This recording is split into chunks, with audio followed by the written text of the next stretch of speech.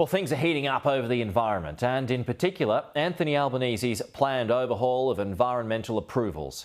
But will Murray Watt's new environmental laws go anywhere? Business groups have reservations. The Greens don't like it. Even some members of the coalition have an issue with them. So let's kick off our Thursday panel with this discussion involving our Deputy Nationals leader, Kevin Hogan, and the Greens Senator Sarah Hanson-Young. Good morning to you both. So, Kevin, I'll start with you on this one before we move on to other subjects. How do you feel about a call to publicly disclose carbon emissions for major projects?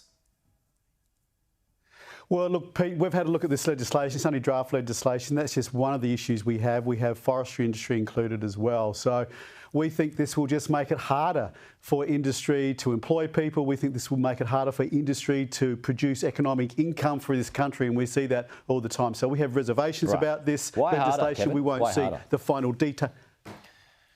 Well, let's take one issue. Let's take the forestry issue within this. And actually, we've already got an example, Pete, within the state of New South Wales. They just recently shut down 40% of the hardwood resource in New South Wales. Now, forestry is a renewable, sustainable industry. What have the Greens and Labor done in New South Wales? They've shut it down. So we will now import hardwood from overseas who don't have the same environmental, sustainable practices that we do.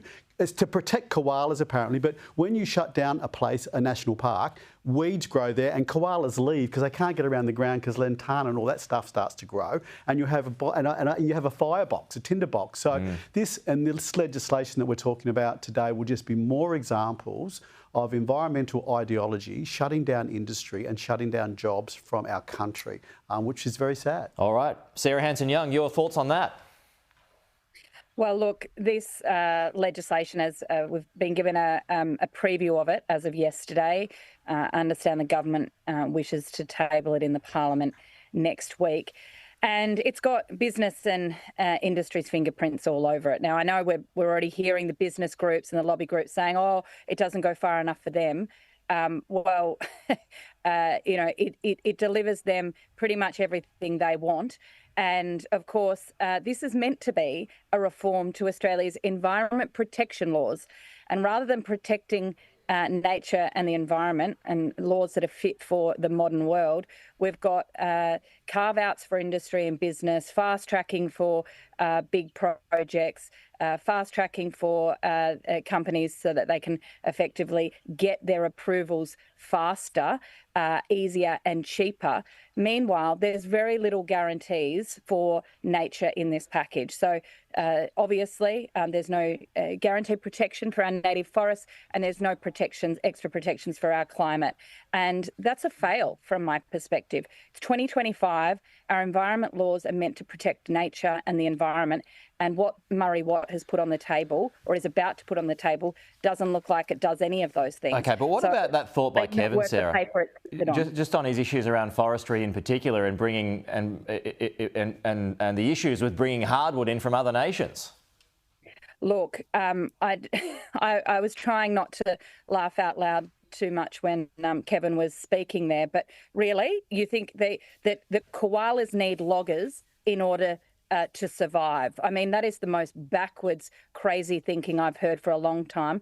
But, you know, this is a party who doesn't believe in net zero, cutting pollution, dealing with climate change. And now they say koalas need loggers to exist. I mean, give me a break. Go on, Kevin. Well, Sarah, the loggers, the mill workers and the forestry workers and the haulage workers aren't laughing, Sarah, because there are thousands of people who are going to lose their jobs because of they've shut out, people being able to do that. Forestry is done very sustainably in New South Wales and indeed Australia.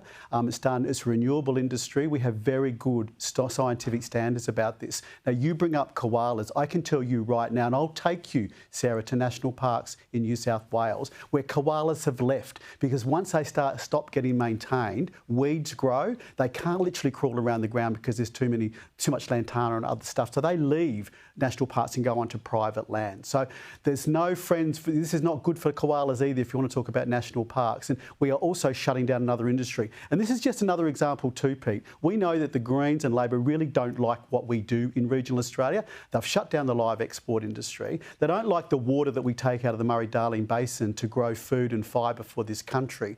And this new legislation legislation that we're seeing next week will just add more to that. They are making it as hard as they can for people in this country to produce stuff and to employ people, and this legislation is just going to add to it. All right, would you take up that invitation, Sarah?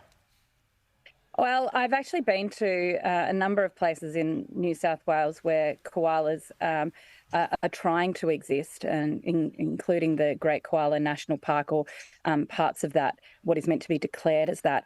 And I must say, I saw the devastation that the logging industry had created in that area, and we need to do better. And koalas are on the brink of extinction on the eastern seaboard, and we have to stop destroying their homes. Now, of course, we need timber for building and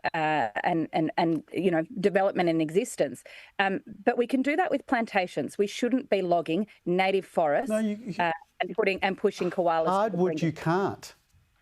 Well, that's not true, Plantations, Kevin. plantations, pine forests and pine plantations are one thing. The hardwood timber that we need for other things, you just can't do through plantations like that. We do it very sustainably. We do it environmentally best standards across the world. So we are now going to, and I think you know this, Sarah, we are now going to be importing hardwood. We're going to be importing hardwood from virgin rainforests from other countries that do not have the same environmental standards we do. So, good luck to the orangutans are going to get damaged where that happens, because we need this. Victoria already importing hardwood from places when they shut down their hardwood industry. We're seeing it in other places, and Australia will now be a net importer of hardwood. Well, Kevin, these laws that are meant to be protecting the environment, that's their job, to protect the environment. There's plenty of other pieces of legislation and laws that do the job for business and industry. And that's what my problem, the problem I've got with this whole process at the moment is these laws have, business and industry's fingerprints all over it. Okay. The minister is saying he wants to deliver for business and industry. How about doing your job as the environment minister for the environment? Okay. Industry and business, plenty of ministers looking after them.